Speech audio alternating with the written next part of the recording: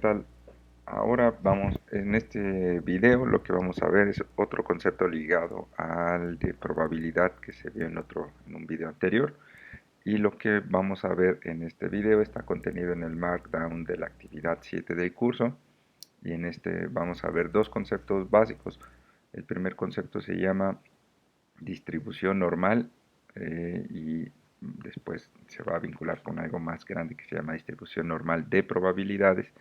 Y el segundo concepto se llama teorema del límite central. Estos conceptos están contenidos en el punto 2 y el punto 2.1 o apartados 2.1 del Markdown número 7.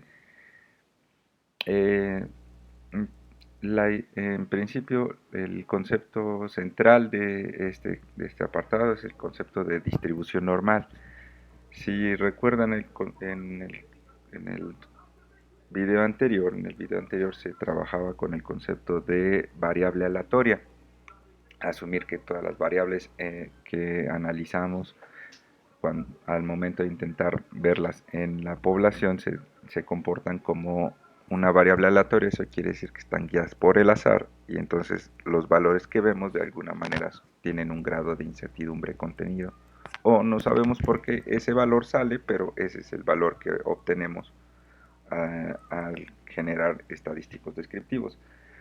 El asunto es que al pensar a las variables como aleatorias y que están distribuidas por el azar, cuando asumimos eso de inicio, podemos también asumir otra cosa, que lo segundo que se puede asumir es que estas variables aleatorias, al momento de analizarlas en una población, esto quiere decir que cuando analizamos esas variables aleatorias, calculamos sus valores, pero para muchas personas o para muchos casos, eso quiere decir en la población. Imagínense que queremos ver la cantidad de personas que tiene síntomas COVID en la población mexicana, ya no solamente en una muestra. Eso lo que quiere decir es que en la población las variables aleatorias tienen una forma específica en la que se comportan, y esa forma específica en la que se comportan se llama distribución normal. Entonces, lo que vamos a hacer en este video en principio es eh, graficar la forma de una distribución normal. Para ello vamos a utilizar estos comandos, y a partir de estos comandos vamos a ver cuáles son las tres características básicas de una distribución normal.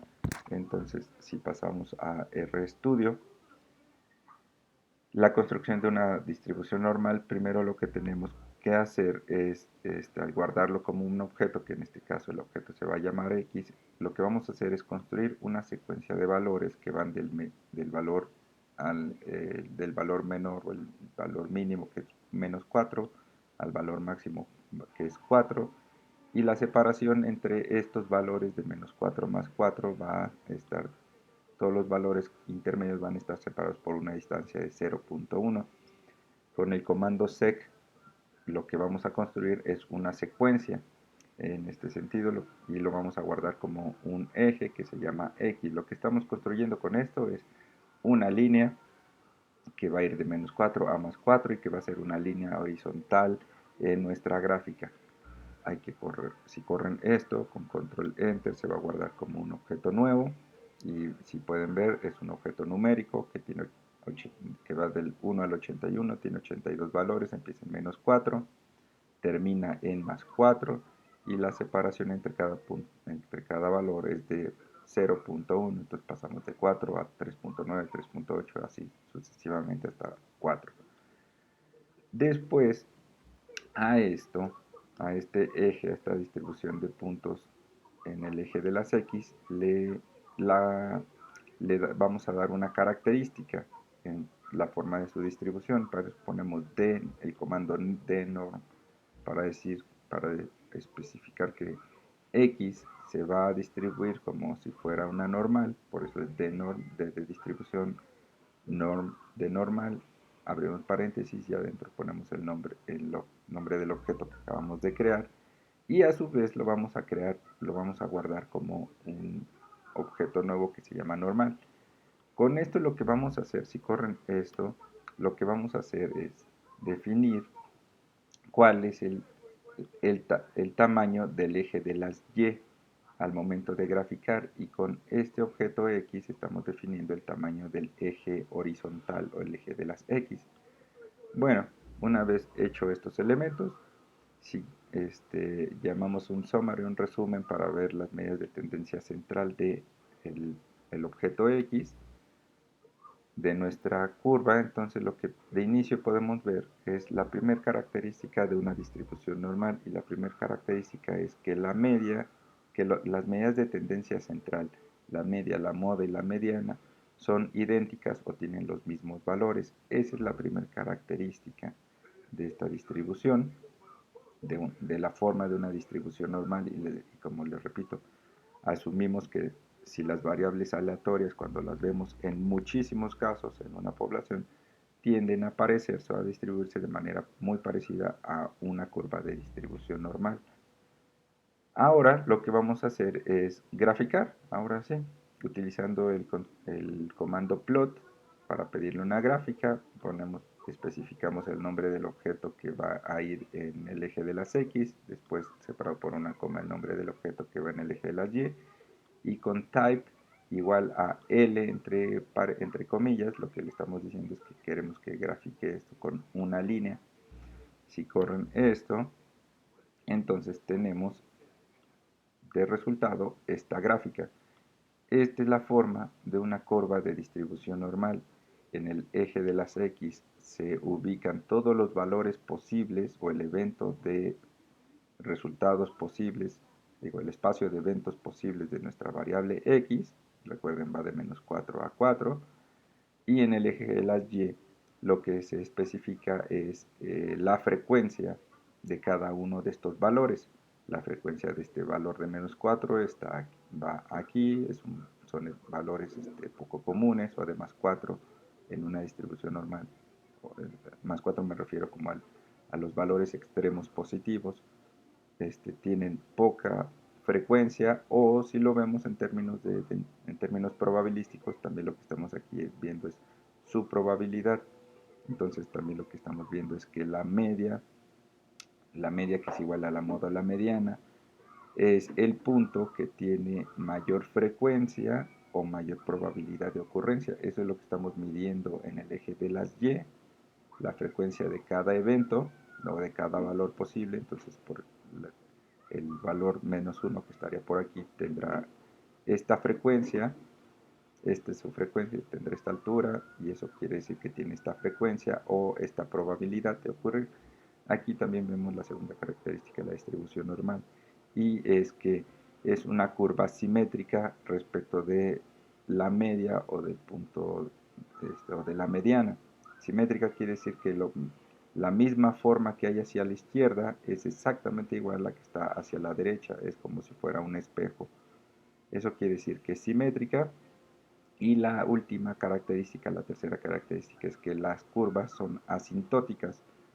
Lo que quiere decir eso es que los extremos de la curva tienden a descender y acercarse mucho a cero, pero la idea de asintótico es que nunca va a tocar el valor de cero, o nunca van a ser ceros, pero se acercan demasiado.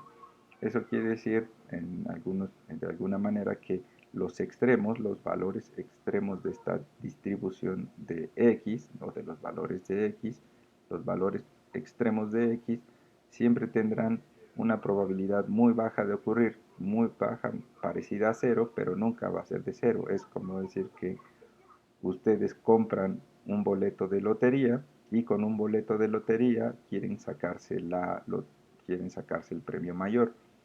Eso tiene una probabilidad muy baja de ocurrir, pero nunca va a ser cero. Siempre existe la mínima probabilidad de que con un boleto, de comprando un cachito, se saquen la lotería.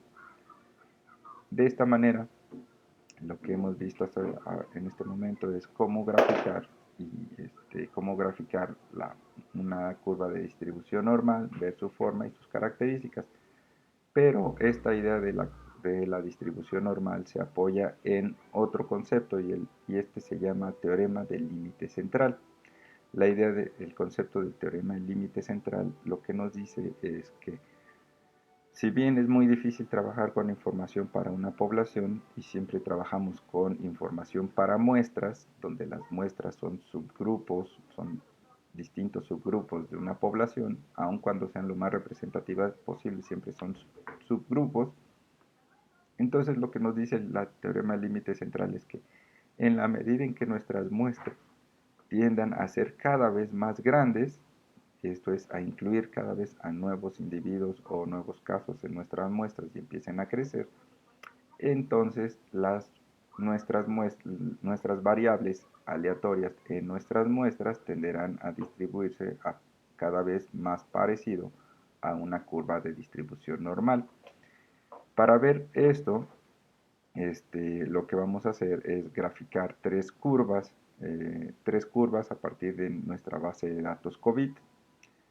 Eh, y, el- y lo que vamos a hacer es cuál es la forma de distribución de la variable edad en tres tipos de submuestras o tres tipos de muestras, y lo que vamos a evaluar al final es cómo esto se parece o no más a una normal.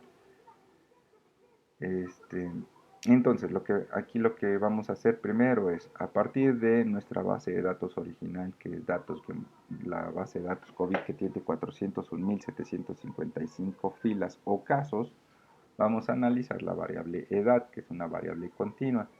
Lo primero es que vamos a graficar la distribución de esta variable. Para eso vamos a utilizar la librería Tidyverse. Esta la corremos. Vamos a utilizar esta librería porque de esta librería vamos a utilizar este comando ggplot que nos va a permitir graficar, hacer distintos tipos de gráficas, y el comando para graficar, el comando básico es ggplot, abrimos paréntesis, primero se pone el primer argumento es el nombre de la base de datos o el data frame, después se separa con una coma y se escribe este comando AES. AES quiere decir aesthetics, o eso quiere decir de qué tamaño debe ser las dimensiones del gráfico. Déjenme borrar esto para que lo vean. Si corren esta instrucción con el nombre de la base del data frame y luego AES y abren paréntesis y adentro escriben el nombre de una variable, lo que estamos haciendo es definir el tamaño del lienzo sobre el cual se representarán gráficamente las variables. Se representará gráficamente la variable. Si se dan cuenta, aquí lo que tenemos es solamente el fondo o el lienzo donde se graficará la distribución de nuestra variable. En el eje de las X está el nombre de nuestra variable y en el eje de las X están los valores que puede adoptar nuestra variable. Sabemos hasta el momento que las edades de personas con síntomas COVID empiezan en 0 años y acaban alrededor de 120. Ese es el tamaño del lienzo. Y ahora lo que tenemos que hacer es incluir un signo de más para introducir un nuevo argumento. Y este nuevo argumento es donde le decimos al código original cuál es la forma o la figura geométrica que queremos que utilice para graficar o para representar gráficamente todos los valores de nuestra variable edad. Para eso se introduce este argumento que se llama geom guión bajo, y ahora vamos a utilizar una forma geométrica específica, se llama densidad, density. Abrimos paréntesis, lo dejamos vacío y corremos esta instrucción, y lo que vamos a ver es la siguiente gráfica. Esta es la forma en que se distribuye nuestra variable que se llama edad, que va de 0 a 120, o hay personas de 0 años con síntomas COVID, así en adelante hasta 120, y lo que ocurre en el eje de las Y es la distribución, es más bien, es la frecuencia para cada uno de los casos. Hay niños de 0 años que tienen esta cantidad de casos, hay personas de 50 años que tienen esta cantidad de casos o frecuencia, pero al pedir la densidad, lo que estamos viendo es la proporción de personas de cada una de las edades, y entonces estamos viendo la proporción de personas con esta edad en la distribución. Si se dan cuenta, esta forma de distribución no es exactamente igual a una distribución, a la curva de una distribución normal, pero de alguna manera sí se parece. Tiene dos colas, una es muy larga para la derecha, eso quiere decir que tiene mucho sesgo, y a la izquierda no tanto. Tiene unos picos acá parecidos, no sabemos si es uno o son varios, pero podemos asumir que la forma de distribución más o menos se parece. Recuerden, esta es la forma de distribución para 401.000 casos. Ahora lo que tenemos que hacer es confirmar el teorema del límite central. Y para eso lo primero que vamos a hacer es construir una muestra pequeña de 50 casos para ver cómo se distribuye en esa submuestra nuestra variable edad. Esta muestra que vamos a construir va a ser aleatoria. Lo primero que hay que hacer es correr este código que se llama set.sit. Adentro escriben 4321 y esto lo que quiere decir es que va a ser el valor de inicio, y con esto todos vamos a tener un mismo valor de inicio para al final llegar a mismos resultados. Corren esta instrucción y después lo que vamos a hacer es construir un nuevo objeto que se llama submuestra-50. Esto quiere decir que vamos a construir un objeto con 50 casos de manera aleatoria y lo vamos a guardar como objeto. Para ello ponemos después el símbolo de asignación, y el primer argumento va a ser no es el nombre del data frame de donde queremos que saque la información original. Después ponemos el símbolo de pipe, que es el símbolo de porcentaje, mayor que porcentaje. Y después, ya sea que lo quieran correr a un siguiente renglón, utilizan este comando que se llama sample-n. Con este le estamos diciendo que seleccione de manera aleatoria, a partir de estos datos, que seleccione de manera aleatoria una submuestra, y con el primer argumento de size igual a 50 le estamos diciendo de qué tamaño va a ser esta nueva submuestra aleatoria. Corren esta instrucción y se crea un nuevo objeto que se llama ahora submuestra-50, y la idea es graficar la misma variable. Lo que ocurre con este nuevo objeto submuestra 50 es que ahora son 50 filas, ya no 401.000, pero se mantienen las 35 columnas o variables. Ahora, utilizando otra vez ggplot, cambiamos el nombre del data frame original, ahora lo cambiamos por submuestra 50, ponemos una coma, escribimos AES, abrimos paréntesis y otra vez escribimos la misma variable y la misma figura geométrica, y no olviden el símbolo de más. Y lo grafican, y de esta manera ven ahora que la forma de distribución ha cambiado. Tanto en valores mínimos como valores máximos, la forma también parece que cambió y la forma ha cambiado. Ya no es exactamente igual a cuando teníamos 401.000 casos. Ahora con 50 casos la forma de distribución es diferente. Sigue manteniendo una forma parecida a la normal, de alguna manera sí, solamente que ahora es más ancha en la parte central de los valores o de las edades, o las edades alrededor del centro tienen más frecuencia o más proporción de ocurrencia, y los extremos siguen teniendo menor proporción de ocurrencia respecto de los valores centrales. Pero dense cuenta que según el tipo de muestra va a cambiar la forma de la distribución. Ahora el otro ejercicio que les pido que hagamos es exactamente lo mismo, pero ahora construyendo una submuestra con 1000 casos. Utilizamos otra vez el valor de setSeed para que aleatoriamente todos partamos del mismo punto o del mismo valor. Después creamos un nuevo objeto que se llama submuestra-1000 con las mismas características, el símbolo de asignación, después el nombre de nuestro data frame, el símbolo de pipe, y después del símbolo de pipe el argumento sample-n, y dentro del comando, perdón, sample-n, y dentro de este comando el primer argumento es size, igual, pero ahora 1000, para que sean 1000 casos. Corren este comando para crearlo, se crea en su objeto en su ambiente se crea un nuevo objeto que se llama submuestra-1000, se dan cuenta que este tiene 1000 observaciones, las mismas 35 variables, seguimos trabajando con la misma variable edad, lo vamos a graficar otra vez con ggplot, pero recuerden cambiar el nombre del data frame del cual vamos a sacar la información, ahora es submuestra-1000, AES, paréntesis, la variable, y símbolo de más para decirle queremos que añadas una capa a este lienzo, queremos que le añadas una capa y esta capa es la forma de distribución, la forma de representación gráfica. Densidad, corren esto y vean que también ha cambiado, ahora también ha vuelto a cambiar la forma de la distribución. Y por eso, y por ello me refiero a que no es exactamente la misma forma que la que vimos en la primera gráfica. En la primera gráfica de 400.000 casos, por ejemplo, había mucho, el, los casos de 0 a 1 año tenían un incremento atípico y aquí eso no se ve, pero vean que sigue pareciendo una campana, no muy precisa, no muy simétrica, pero sigue teniendo esta forma de distribución. Lo que también quiero referirles al respecto es que si las variables son aleatorias, entonces cada muestra va a tener una forma de distribución un poco diferente. Y en ese sentido, los valores de medidas de tendencia central y las medidas de dispersión van a tener variaciones. ¿Cómo, saber, cómo saberlo? Pues ahora lo que les propongo hacer es calcular la media y la distribución estándar para la misma variable en cada una de las muestras distintas, en la muestra original de 401.000 casos, en la muestra de 50 casos y en la muestra de 1.000 casos.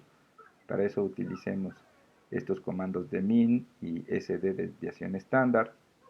En este caso, esta es la media para 401.000 casos, la media de la edad, y recuerden que es de 42.57, pero ahora pueden ver, por ejemplo, la media para el grupo de 50 casos y la media es de 44.1 años y la media de edad para la muestra de 1.000 casos es de 42.663. La pregunta importante de todo esto al pensar en términos de variables aleatorias, frecuencias y probabilidades es, bueno, ¿cuál de estas tres muestras es la que se parece más a la población del país? Eso es algo importante que tenemos que resolver y en este momento no tenemos los elementos suficientes para saber cuál de estos tres valores, 42, 40, 42.57, 44.1 o 42.6, es el valor que más se acerca a el valor de nuestra población, ¿no? O para toda la población mexicana, cuál es la edad promedio de las personas que tienen síntomas COVID. Y bueno, hasta aquí lo voy a dejar para después intentar responder a esta pregunta utilizando este otro elemento. Y permítanme, perdón.